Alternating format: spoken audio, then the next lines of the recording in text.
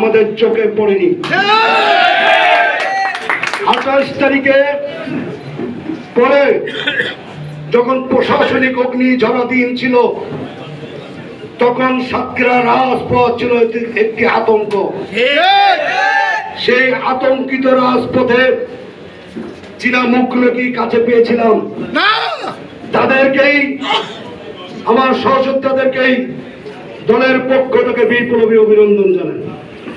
প্রিয় বন্ধুরা আমার, কিন্তু অনেকদিন পরে হলো জাতীয়তাবাদী দলের নেতা কর্মীরা, আজ হাজার হাজার নেতা কর্মীরা এই নিরিবিলি অডিটোরিয়ামে সমবেত হয়েছে। কি জন্য সমবেত হয়েছে? আমরা তাদেরকে 3 তারিখ থেকে আহ্বান করেছিলাম, দক্ষিণ এশিয়ার আপসীন নেতা,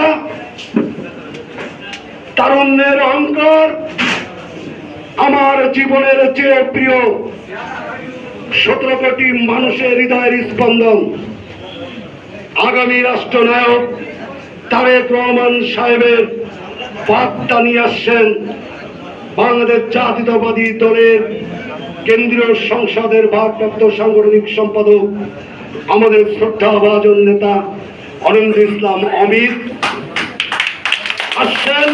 সেই বার্তা নিয়ে এই খবরটি যখন আপনাদের মাঝে পৌঁছে দিয়েছি, তখন লক্ষ্য করেছি বিএনপির নেতা কর্মীরা বিন্দু মাত্র হতাশ হয় নাই। 5 তারিখের নির্বাচনের পরে হয়তো একটু আহত হয়েছে।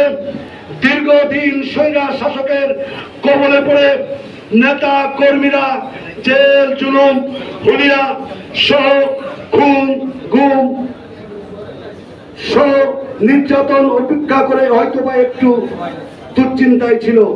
কিন্তু আমরা যখন অনিন্দ ইসলাম অমিতির খবরটা পৌঁছে দিলাম, তখন দেখলাম সেই সব নেতা কর্মীরা উজ্জীবিত হয়ে আজকের 5 তারিখে নিরিবিলি অডিটোরিয়ামে বক্তব্য শোনার জন্য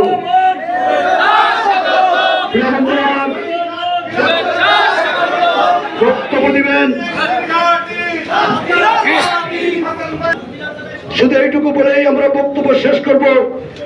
অমিত ভাইয়ের কাছ থেকে দিক নির্দেশনা বক্তব্য এখনো বাকি আছে। বন্ধুরা আমার, দেশ নায়ক তারেক রহমানের নেতৃত্বে যে চলমান আন্দোলন চলছে, দেশ বাঁচাও মানুষ বাঁচাও, এই আন্দোলনে কৃষক, শ্রমিক, ছাত্র, জনতা সকলে ঐক্যবদ্ধ হয়ে দেশ নায়ক তারেক রহমানের আন্দোলনকে রাজপথে গতিশীল করে শেখ হাসিনার পতন ঘটিয়ে এদেশে গণতন্ত্র প্রতিষ্ঠা করব, আইনের শাসন প্রতিষ্ঠা হবে ইনশাল্লাহ। দেশ নেত্রী বেগম খালেদা জিয়া মুক্তি পাবে, হাবিবুল ইসলাম হাবিব মুক্তি পাবে, সকল মানুষ